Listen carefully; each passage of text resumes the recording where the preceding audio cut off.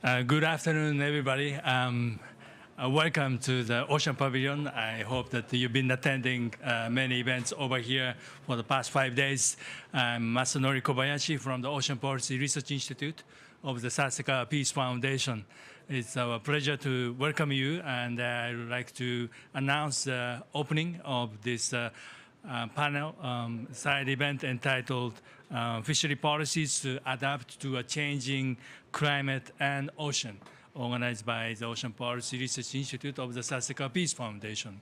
At the outset, I have a distinct pleasure to introduce to you Dr. Sakaguchi, the president of the Ocean Policy Research Institute of the Sasakawa Peace Foundations. May I invite Dr. Sakaguchi to take the floor. Thank you very much. Excellencies, distinguished guest delegates, colleagues and friends, very good afternoon. I hope you had enough lunch to restore your energy for this afternoon. I welcome you to our side event entitled Science and Policy for Fisheries Adaptation to Changing Climate and Ocean. I thank Minister Stephen Victor of Palau and Minister Musa Drammeh of Gambia, and so many our distinguished panels and collaborators together with us today. I think we have already heard many times, including this COP28, our planet and our ocean are actually warming up and causing detrimental impacts on our ecosystem and livelihoods. Actually, in the northern hemisphere, this summer, last summer, it's unbelievably hot. It happened in Japan, the hottest summer I've ever had, and in the history of Japan. And also, as you know, the World Meteorology Organization, WMO, released a statement last week highlighting that our planet was warmest and 1.4 degrees Celsius higher than the average in the previous century. But please keep it in mind, average temperature itself is increased due to the temperature anomaly. So compare with average, sometimes we have to rethink of that because average itself is increased. And also, when we take an average of the temperature increase at the global level, it obscures the extreme cases where sea water temperature was actually higher than the average by 4 degrees Celsius or more. But keep it in mind, it is really unusual because if you learn the basic physics, you can know the specific heat capacity of water is large, much larger, almost 3.5 times larger than the air. So that means water, ocean, is difficult to be, warmed up, but actually it happened. 4 degrees, higher than average. That means ocean heat waves brings this uneven temperature, distribution. And then if we think about we are fish, 4 degrees, increase average temperature of the water. It's so uncomfortable, and then eventually, they are going away into the more, the cooler region, and as a result, there are variabilities between regions as region, and even within only Pacific island countries like Palau and both FAO and Secretariat of Pacific Community project that there will be less fish biomass in the Micronesia sub-region, but there are more fish biomass in Polynesia in the future. This is really serious, and we should think about not only the fishermen, but also for all of us, how to make our lives and how to adjust this situation. It is really serious. And then what I want to say is, of course, we human beings have done in many areas overfishing, overfishing, overfishing. And then as a result, less fish catch we expect, but after accumulating, a little bit stupid activities by overfishing, climate change hit, but we should think about this is a time we should stop and consider more deeper and deeper about the situation we are facing and about the situation for the near future or long-time future. So this climate change gave us a big chance to reconsider about our fishery activities. So we should fully utilize this big chance to reconsider about our future. And at this event, we have ministers and the leading scientists and stakeholder representatives to share with us their concerns and climate change and the seawater temperature rise impact in the fishery sector. They will also share with us the challenge that exists to undertake the restoration of the marine and coastal environment and the natural resources. We must mitigate climate change, but also adapt to the effect of climate change and build resilience. It is important in this session to hear and understand the impact of climate change that are occurring in the fisheries in each region. Each region has different situations, so we must mutually understand region by region.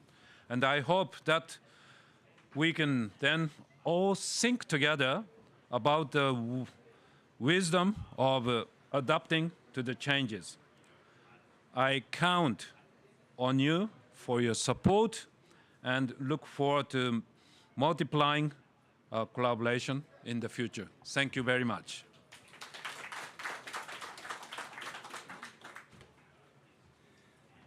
Thank you, Dr. Hide Sakaguchi, for his opening remarks.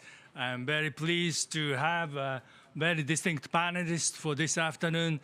You see their photograph, and I really thank you, Minister Stephen Victor of Palau, and also Minister Musa Drammeh, Minister of Fisheries and Water Resources of Gambia, to be with us for this afternoon. As I've said, I just briefly introduce the kind of topic of today's discussions, and that, as Dr. Hide Sakaguchi mentioned, this seawater warming. You've been already hearing at the different places, the World Meteorology Organizations and the IPCC has already shown the increased temperature, particularly seawater surface. And as Dr. Hide Sakaguchi mentioned, this heat variabilities differs from one region to the other, and its impacts are also very different. This really shows projections of the seawater temperature rise in the different regions. As you see in Asia and the Pacific and around Africa, there are some parts that really project the higher seawater temperature increase that would most likely to have a detrimental impact to the ocean, marine environment, and the marine resources, including fishery resources. Around Japan, Japanese Meteorology Agency has been observing these seawater changes.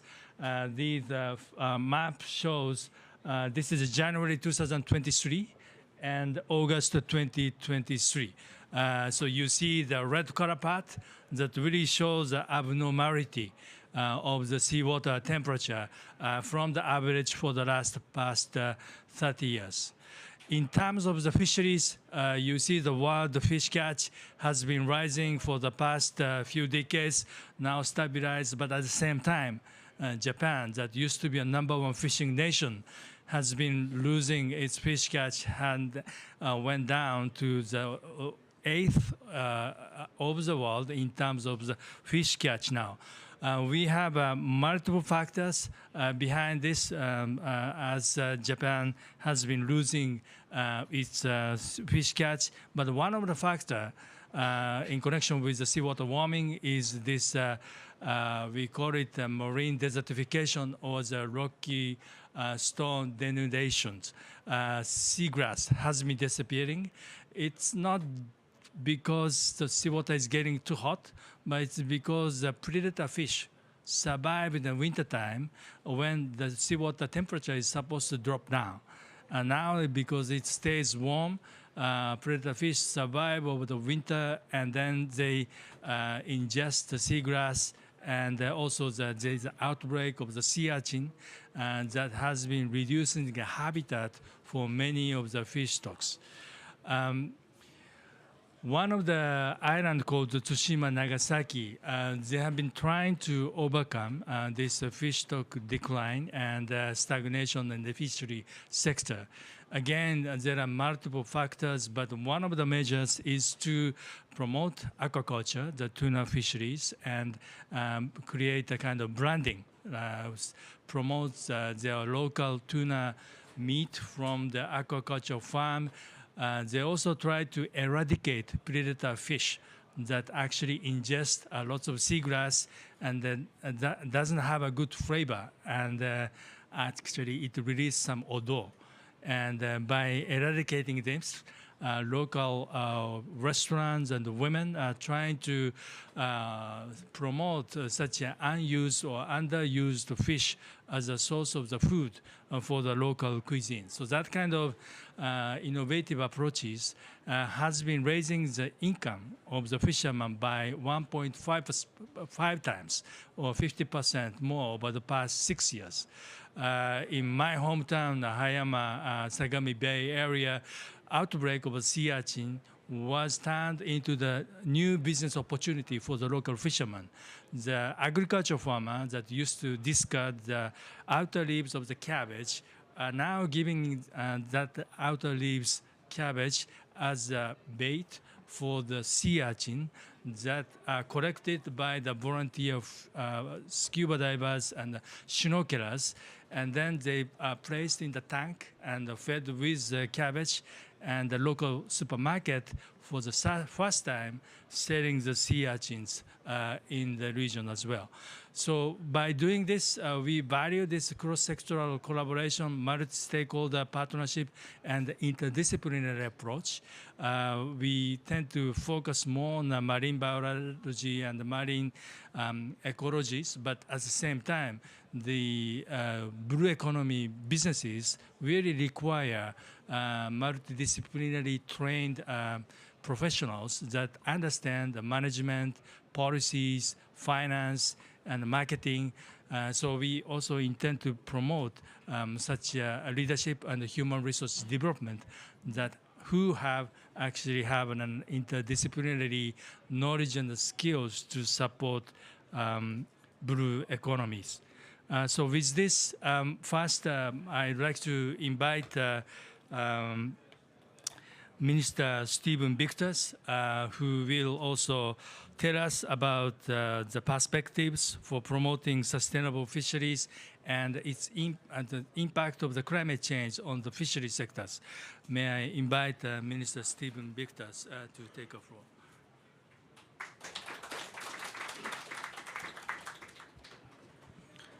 Thank you, Dr. Kobayashi, and good afternoon, Excellencies, ladies and gentlemen. I guess the title of this side event is Fisheries Adaptation. But the question that we need to ask can fisheries really adapt if we don't keep 1.5 degrees within reach by the end of these centuries? The global stocktake projects that we're on our way to 3 degrees Celsius. So for us in the Pacific, whose fisheries contribute to over 60% of the global supply, and where fisheries contribute up to 80% of some of countries' GDP. And when the ocean climate nexus has only been brought into discussion at COP, and when this is the only second time where we've had ocean pavilion at COP, the question is, where does fisheries fits in all these conversations? We talk about loss and damage, but in the global conversation, there hasn't been any discussion on fisheries within loss and damage. But we know that within the next several years, and with the current projected global warming, we expect up to 20% of the tuna stocks within the Pacific to move into the high seas. So for us in the Pacific, what do that means for us and our economies, and particularly for food security? Because impact on food security in the Pacific impacts global food security, because much of that tuna that are caught within our water goes into the global market. So with that said, we haven't really lost hope as Pacific Islands. We've continued to lead the way in showing, not just saying, but actually acting on what we say. And yesterday, Pacific leaders announced the Unlogging Blue Pacific Prosperity. It's our commitment to manage 100% of the Blue Pacific continent, including 30% protection, and also ensuring healthy Pacific people through driving coastal ecosystems. We still have hope, and so we commit and act on these ambitious actions as small Pacific islands. But we cannot do it alone. We need partnerships to be able to achieve what we can as small island developing states. Because the impact of climate change on fisheries is not something that we can address ourselves unless global emissions are put under control, unless we can keep 1.5 degrees within reach, which, as we know, we may not be able to keep it that way. So time is not really on our side, but do we just lose hope and go back home and wait for our fish to disappear, wait for our homes to go underwater? No. It's not something that we're willing to accept. So every year, as small Pacific islands, we band together and come to these big meetings. Our voice get drowned sometimes, and literally inside events we have to scream because there's a side event next door that we can't hear ourselves. But we haven't lost hope. We continue to come because we want to give to the future generation a better world. A world where people and nature continue to drive as we know it. But if we don't put 1.5 degrees within reach, I don't know if there will be future generations that will talk about the extinction of fisheries and the Pacific Islands. For us, we've done what we can locally. We've established protected areas, both within the coast, Palau, we've established 30% of our coastal ecosystems as no-take, and we've taken that even beyond our coastal ecosystems to our exclusive economic zone, protecting 80%. And we're committed to doing more. So we're looking to effectively manage 100% of Palau, 100% of the Micronesian region, and 100% of the Pacific. We're committed to holding those who are engaged in activities in the high seas accountable. And we're happy to see that the BBNJ Treaty has finally been put in place. And we hope that will be an instrument that will continue to enable us to hold everyone accountable beyond our national jurisdiction. These, to me, are small measures that we can do locally, collaborate regionally, and continue to act globally. But unless that 1.5 degrees within reach is kept alive, all that we do, I don't know where it will take us. So we need everyone to do their part. Thank you.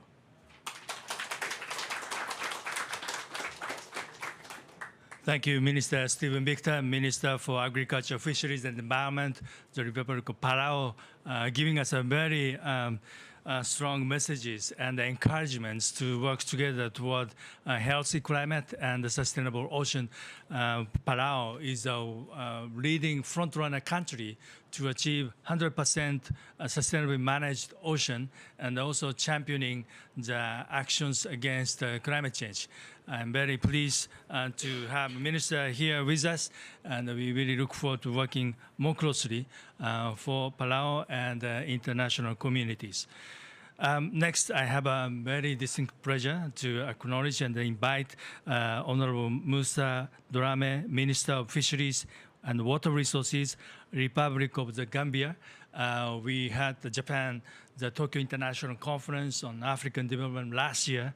Last week, we had also discussion about sustainable blue economies in Africa. Minister Drammeh, we are very pleased to be here to listen to you about challenges for promoting sustainable fisheries in the midst of emerging climate change and the seawater warming and adverse impact on the marine environment. Minister Drammeh, please take a floor.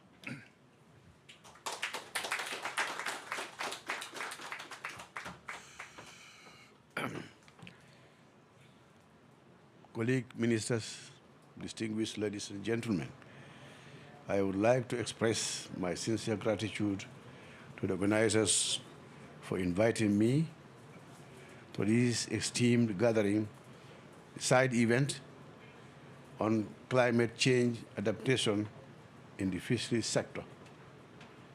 It is an honor to be here alongside distinguished guests, including the Minister of Palau, the representative of the FAO, and the Green Climate Fund.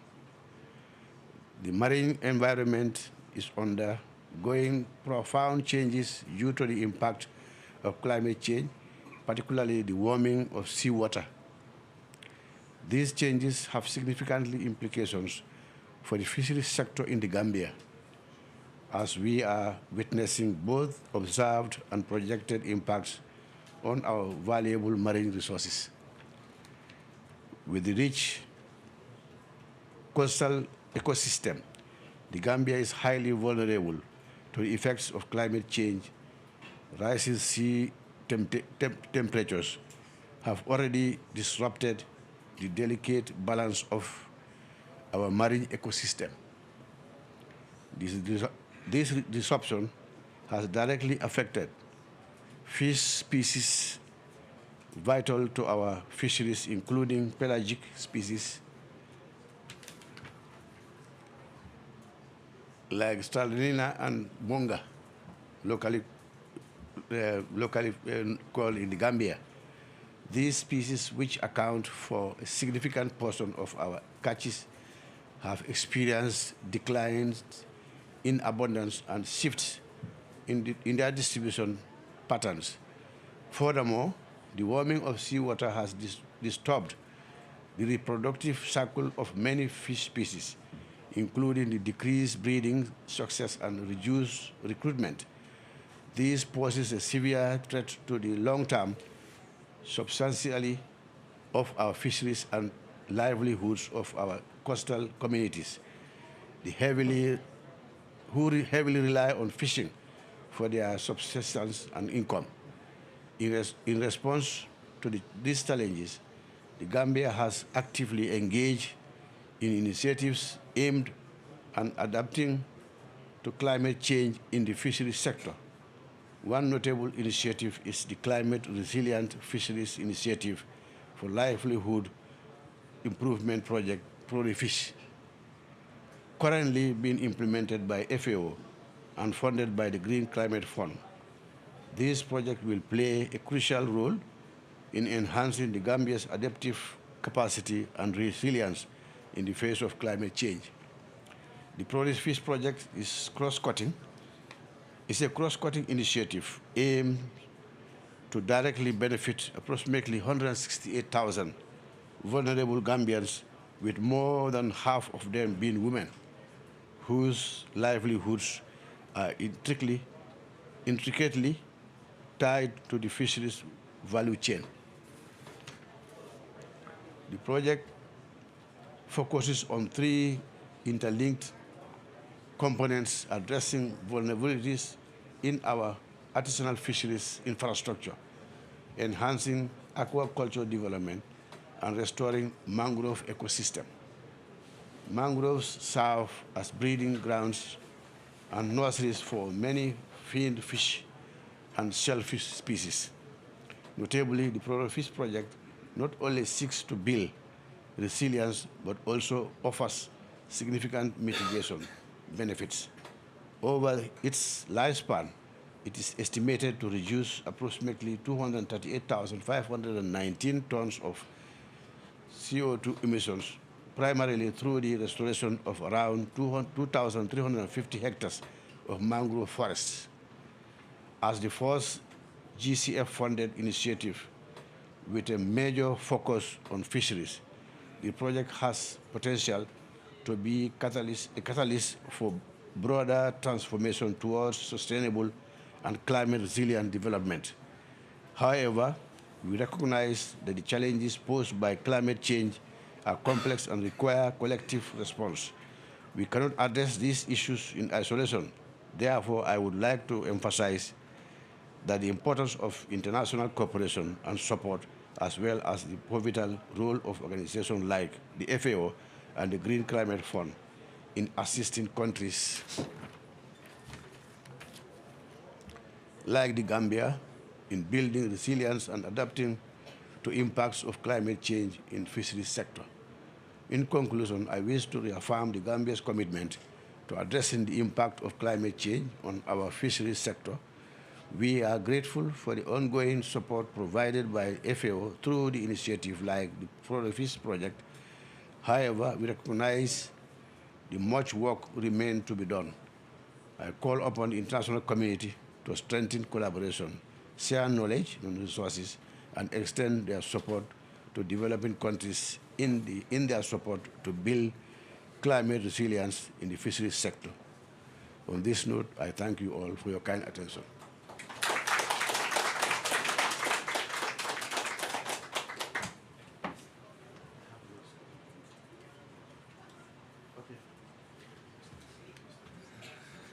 Thank you very much, Minister Drammeh of Gambia, for referring to the vulnerability challenges in the countries and also the project that they are undertaking with the support from FAO and the Green Climate Fund. Before inviting next speakers, I just wanted to recognize Mr. Filimone Manoni, the Pacific Ocean Commissioner. He had the office in Suva, Fiji, but getting relocated to Palau. Congratulations again, and thank you for your presence. And we really look forward to working with your Pacific Ocean Commissioner's office in Palau. Next, I'd like to invite Ms. June Burian Moribati, Manager of Research and Aquaculture, Vanuatu Fisheries Department. May I invite Ms. Moribati to take floor.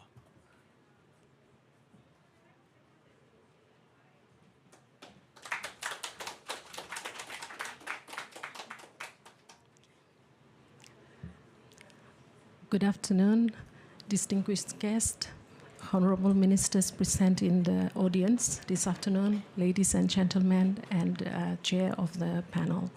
I feel very honored to be part of the panelists this afternoon, and on behalf of my government, the Vanuatu government, and on behalf of the director for the department, the sector which I work in, I would like to extend our sincere appreciation for the opportunity.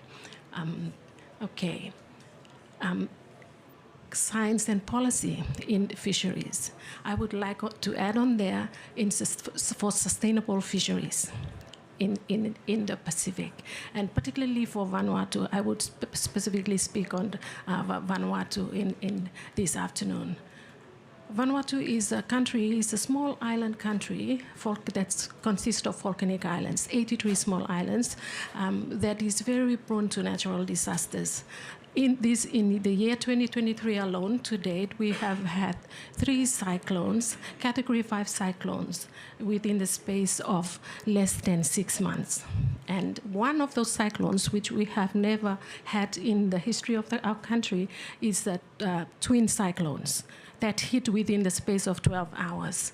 Yes, so in the marine environment, for that matter, this means that we have to be resilient, and we don't only want to say that we have to be resilient, we have to be more proactive about being resilient in the sector of fisheries. My job looks at both research in the field, in the coastal fisheries for that, specifically, and for the aquaculture sector. The challenges we face is enormous. We have destruction of fish ponds for the aquaculture sector. We have loss of brood stocks of the farmed species we have. I would like to mention that for our aquaculture sector, we only farm 2 species. That's for freshwater. We only farm tilapia, and we farm the freshwater prawn.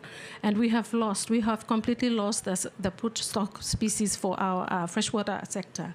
In the mariculture sector, we only farm 3 species. We have the giant clams, the green snail, and the trochus.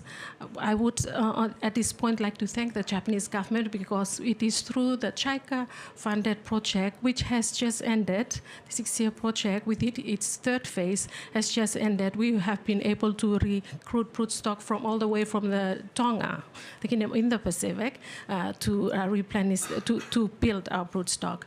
And so it is a challenge for us to rebuild this. The coral reef ecosystems, we have coral reef nurseries. We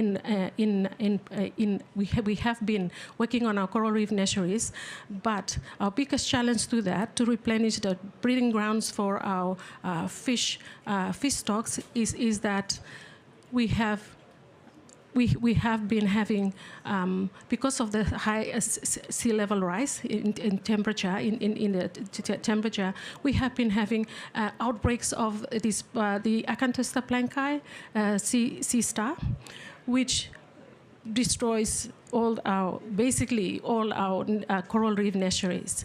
And it's a challenge, but we can do what we can, as best we can. And on that, we also have destruction of our mangrove ecosystems. But we have started on mangrove restoration projects as well. Thank you to our donor partners who have assisted us on that. We have carried out fish stock assessments, particularly for the common coral reef, consumable reef species. And our reports have shown that the common consumable reef species that we have, stocks are rapidly declining. And the size, the catch limit sizes, the catch is reducing, is reducing very obvious. And this is an indicator that we will need to revert to other unused species that we have not, it's not commonly consumed by our communities. And so we are looking at adaptation measures to counter for this. We are looking at increasing the commodities for our aquaculture species. We have to date only farm to species. We are looking at increasing the commodities. In fact, we have just completed revising our aquaculture sector management plan. It's just come out before I came down here, so we have a list there to look into.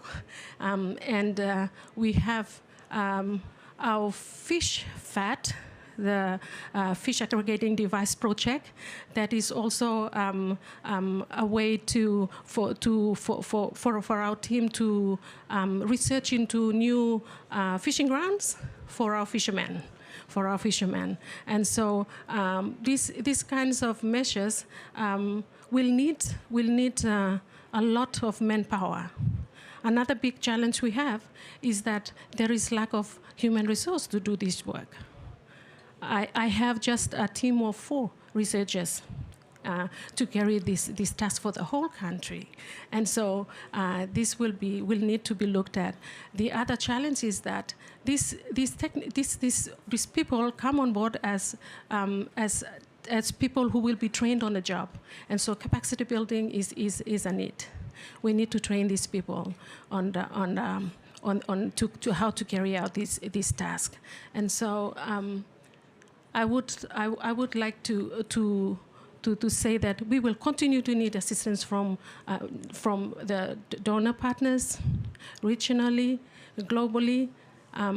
We would like to thank you that we have been benefiting from this aid, from this assistance, and in the years ahead, in the future, Vanuatu will continue to seek help in terms of capacity building and any aid that could come in to help us to train our people, to train our young people. I say young people because I feel that this is a job that the young people will need to take up.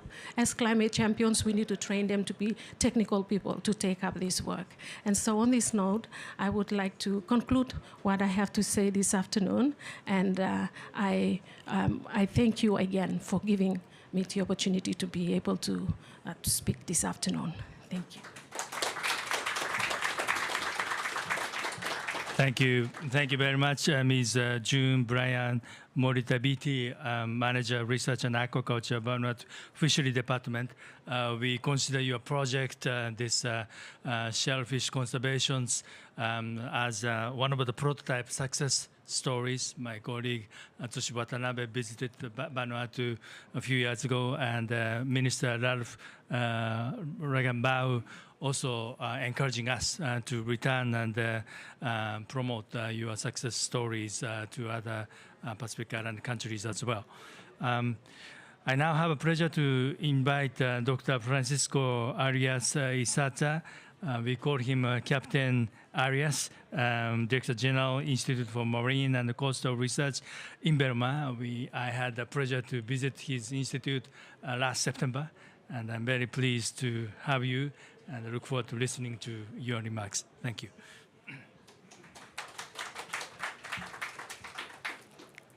Thank you very much, and thanks for the invitation, and a pleasure to share with you an experience that we've been working in the Pacific coast of Colombia. And it actually strikes directly into the association between science and policy. I would add also with the fisheries, fishermen, fisherwomen that we have in our coast. We had this situation in the Bay of Solano in the Pacific, North Pacific coast of Colombia, close to the border with Panama, where we had the community of artisanal fishermen, of course, living from the sea, and we had the industrial fleet that was also fishing in this area. So we had conflict. We had a conflict because they were targeting the same object of their interest, mainly shrimp. Not only shrimp, but mainly shrimp, which is the one that has the highest value in the market. And they were beginning to have not only conflicts in terms of the areas, but actually physical conflicts. They were almost going to escalate a situation of aggressions and things. Everyone was trying to defend its, what they thought it was their own area of work and their only species of interest. And somehow we heard about the problem, the research institute, and so we went with the team of researchers, with the support of FAO, with the support of the Ministry of Environment, the Fisheries and Aquaculture Authority, went to the region, went to the area, and began to find out what was going on there, what was the problem, because we thought it was not only the problem of this conflicting, overlapping area, but also the diminishing of the productivity, the stocks. We felt that something else was going on. It could be related to some other things. And what we did was that we embarked our researchers in the fishing open sea actions, both with the industrial fleet and with the artisanal fishermen, trying to find out what was going on in terms of the fisheries. The first part was maybe the most important, was to gain the confidence of both both communities. At the beginning, they didn't want the scientists there. They said, what the result will be that everything will be closed here. We cannot come back to fish. That was the first reaction. And we found out that the industrial feed was kind of having some scenes over what they were doing, but also the artisanal fishermen had their own scenes around the fisheries they will focus. I will try to do it short because of time, but what we came into was to find out what were the main stressors that both communities were putting into the system. From science, we found out what could be the best places to fish for the industrial fleet and for the artisanal fishermen. And we found out that they were not overlapping. They were fishing in different, let's say, groups of shrimp in the continental shelf and in the border of the continental shelf. So there shouldn't be a conflict because they were actually fishing over a different target area. They were using the wrong fishing gear, both the artisanal fishermen and the industrial fishermen, and they were not respecting the life cycles of the species they were fishing. That came to the end to establishing, first of all, a marine protected area for fisheries. That was very interesting because it was a new thing that we had in the management of fisheries in our country. Second, that we defined areas where the industrial fleet could go fishing and areas where the artisanal fishermen could go fishing. Areas that were not overlapping and they were equally productive for both communities. Third, we established, accordingly with the life cycles of the species that they were targeting, Vedas, that in English is closed season times which were differential. That was an interesting finding from science. And changing the fishing gears and establishing also, let's say, the commitments between both communities. So we signed agreements with both of them. And we acted as the monitoring agency, INVEMAR, to see the evolution of these, the final decisions.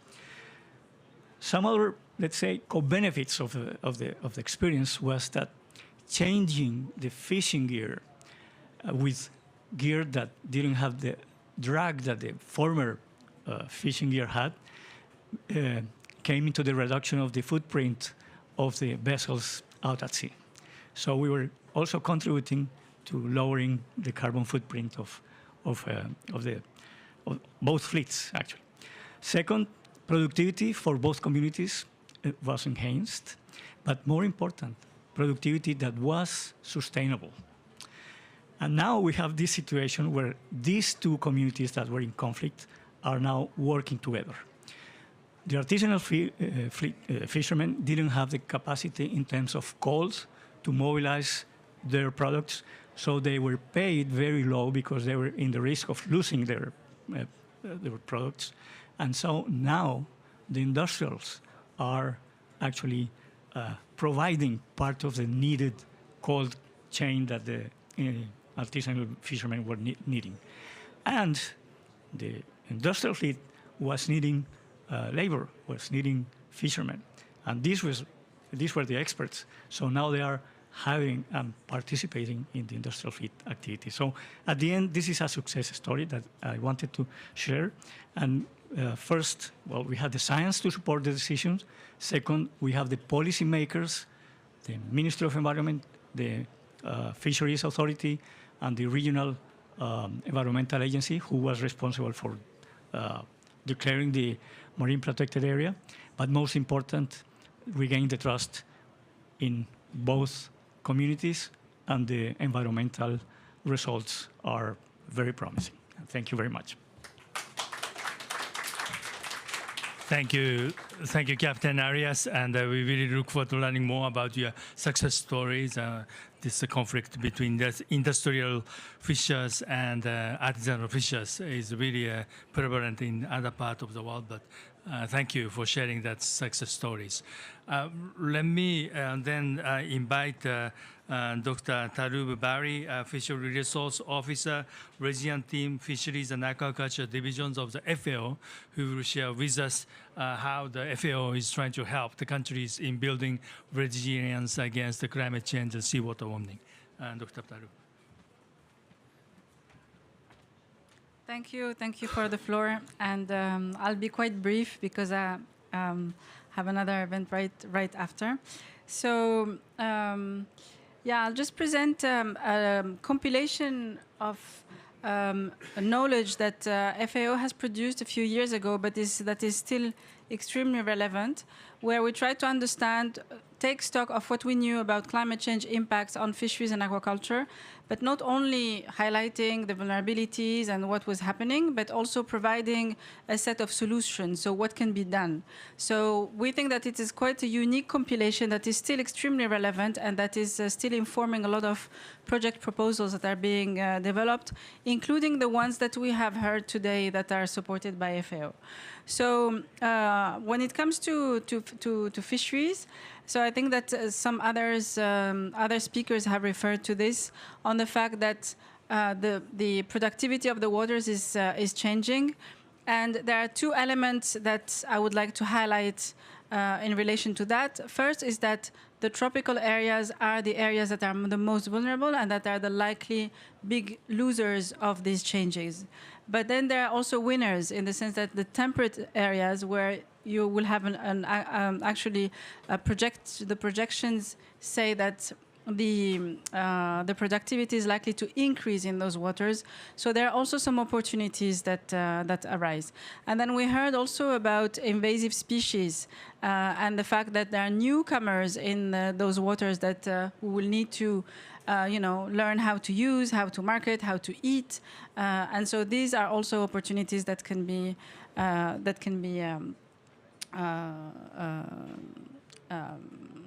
taken advantage of. Then when it comes to aquaculture, this publication also takes stock of, had a global study on aquaculture. So different types of aquaculture, the offshore, the coastal, and the freshwater aquaculture. So what comes out of the study is that the coastal aquaculture is the most vulnerable as opposed to the offshore. And I think we have heard this from the lady in Vanuatu, so that was interesting to confirm. So when it comes to solutions, so in this publication that I invite you to have a look at, there is the FAO Adaptation Toolbox that is a compilation of adaptation measures that can be implemented on the ground and that are grouped into 3 broad categories. One is the institutional adaptation, because often we hear about people who are already adapting on the ground, but institutions, legal frameworks, management systems are lagging behind. So this is the first category. The second category is the livelihoods adaptation, so really about communities, what can they do to cope with these changes. And the third category is about risk reduction and resilience. So this is very specific to extreme weather events, shocks, and disasters that we have heard of today as well.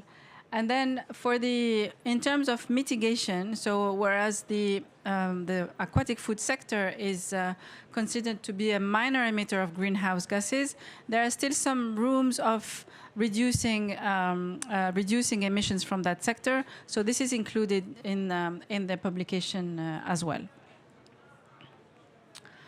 And I just wanted to give, close by giving an overview of the FAO field program on adaptation. So this we have started developing this in collaboration with a number of partners. First of all, the countries, because these are the first entities, national institutions we interact with, but also NGOs, academia, research institutes. And so we have a number of projects ongoing, funded by different types of donors, so bilateral donors like Japan, like Norway, but also international climate finance through GEF and the GCF. And with this, I'll just close with a slide with some of the publications that I think are relevant, and I'm happy to, I hope the presentation becomes available to everyone. Thank you very much.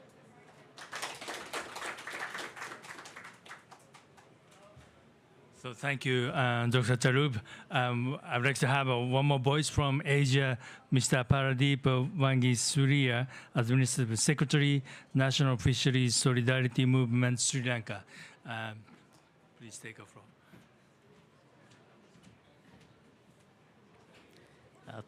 Thank you. Thank you very much for giving this opportunity. Because of the time limitation, I just would like to raise 1 or 2 points directly related to the small lethal fishes. So I'm working for the one organization. We are very highly concerned about the small lethal fishes. So I would like to just say that this climate, the impact of the climate change is directly impacted the small fisher communities in the country. There are so many things happen because of this incident, but this is not a time to share all thing. But I would like to use this opportunity to raise 2 points before this internal audience, internal committees. So one thing is that, we are facing the, before the speakers, they talk about the overfishing actually, right? Then we are facing the one terrible issue because of the, let's say, the Indian trawl issue actually. So, the number of, we can't have information, more than 300 trawlers break into the Sri Lankan territory and grab our resources. That the worst thing is that they are using very destructive, harmful fishing gear called the bottom trawling. So they destroy the whole seabed of the north, especially that happened in the north part of the Sri Lanka. As well as the second thing is, you also know about that Pearl Express ship, which transport the chemical destroy in our sea. So that is that the scientists and others estimate and define that is the most terrible incident in the decades. But the thing is that according to my understanding, I also know about that what kind of action and collaboration is there with the international audience related to this incident. So those are things that I want to mention. Actually, and as an organization, we are also work towards to develop the capacities of the small species to adapt the situation because of the climate changes. So thank you very much for giving this opportunity. Thank you very much, Mr. Wanigu Surya. Now, I'm sure that Mr. Benjamin Singer, he's been demanded by so many people for potential partnerships to adapt to climate change. But may I invite Mr. Singer to take a floor, Senior Forest and Land Use Specialist, Green Climate Fund.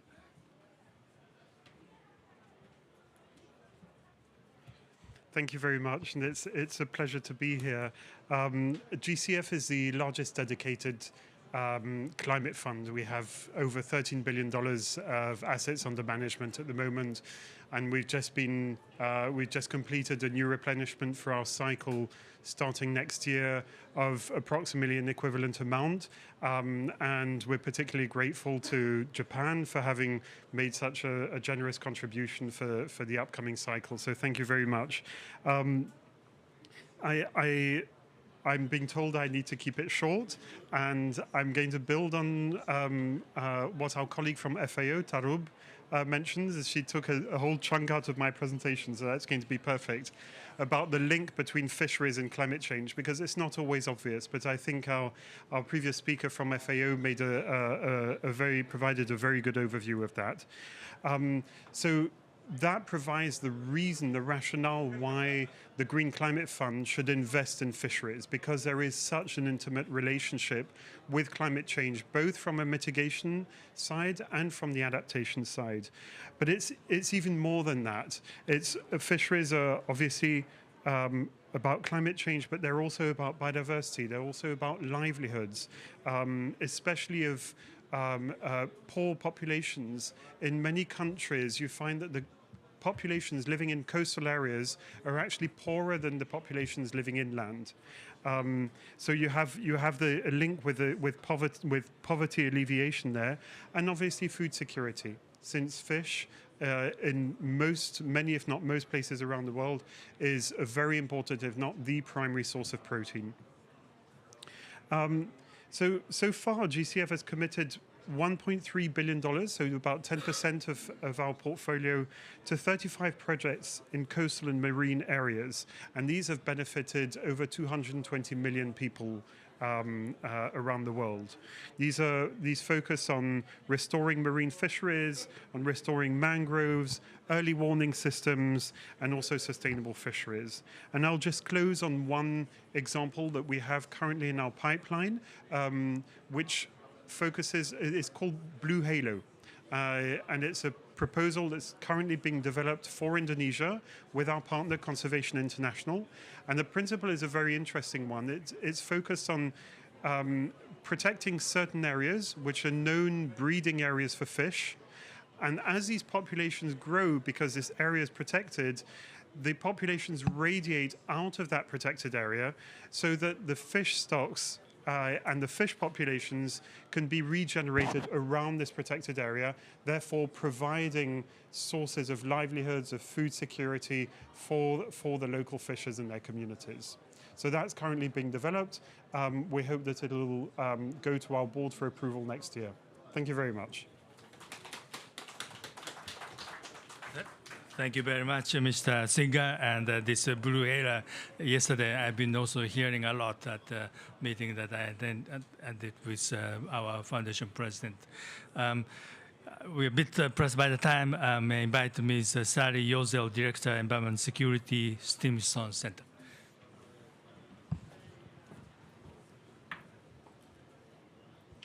Thank you, everybody. It's an honor to be here. I want to thank the Sasakawa Peace Foundation and the Office and the Ocean Policy Research Institute for having this terrific session. So what I'm going to speak about a little bit today is fisheries in the Gulf of Guinea, building on what the minister said and connecting that with climate change.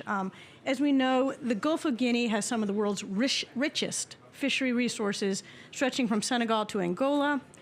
In 2019, the region's total reported catch was over 5.6 metric tons. And to give that a perspective, think of 5.6 million cows. 5.6 million metric tons, 5.6 million cows. And these fisheries underpin really the food, the economic, and the environmental security for millions of people. Small-scale fishers alone directly support about 1.7 million people. So the region has had extensive foreign industrial fishing operations, and I think our friends in the Pacific can talk about this. Countries such as the EU, China, Turkey, different than the Pacific, they negotiate individual fish access and licensing agreements with all 10 of the different Gulf of Guinea countries on a bilateral basis. So basically, each country is competing with each other in what we call a race to the bottom of fisheries. And furthermore, fisheries, their habitats throughout the Gulf are under threat from a variety of human activities, pollution, but of course climate change. And we've already heard about that from the minister, so I won't go into any great detail there, other than to say, as we saw from Masanori, he showed us that great slide that showed how Africa and the Gulf of Guinea is going to be significantly affected, as will also the fisheries. And so what we've heard could be much higher than what we actually know, because there is a lack, we heard, of human financial capacity, technical capacity to actually manage the fisheries there. There's a lack of ability to collect fisheries data, essential for management and really understanding the health and status of the fish stocks. The region suffers also from rampant IUU fishing, which further obscures the health of the fisheries and really impedes the ability to accurately manage these resources that are so important. But even without robust data, it's easy to see how small-scale fishers are being affected. When you combine that with IU fishing and climate change, it's really a problem. I was there in the Gambia not too long ago, and we saw firsthand foreign industrial fishers exploiting the Gambian government's lack of capacity to manage its fisheries and to enforce through monitoring, control, and surveillance. Every day we saw massive quantities of fish being offloaded directly to foreign-owned fish meal factories, which are then processed and sent on to Europe and to China to be used as fish feed for aquaculture operations. Fish feeding fish, not humans. And this result has been really harmful to the local people who rely on this food, these fish for their food, causing serious food insecurity, causing serious economic security. What we heard from the women on the ground who run the markets, and the minister touched on that, is that they are being significantly affected economically. So building resilience is key, not only in fisheries management, marine protected areas, as we just heard, building resilience to address climate, because a healthier habitat is going to be more resilient to climate. And I'll just say one last thing, and I really think that the folks in the Gulf of Guinea could take a lesson from the folks in the Pacific Islands, in that they manage their fisheries with foreign fishers in a compact, not individual country competing against individual country, but together. And that way they're able to raise resources, manage collectively, and ensure some of the issues we've talked about today. And with that, I'll say thank you, and I'll stop. Thank you, Zari. Wonderful to listen to you, and we really look forward to working with Stevenson Center for assessing social capacity and supporting capacity development in the area of marine resource management and promoting sustainable blue economies.